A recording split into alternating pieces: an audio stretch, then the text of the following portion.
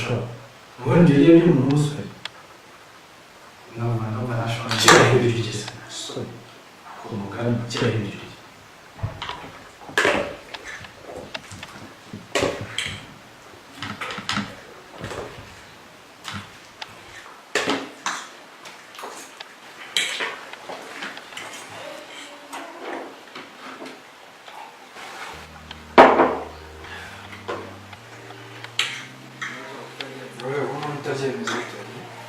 byananiye ndumva nahaze wagira ibituma mandara icyo The sun will come out tomorrow.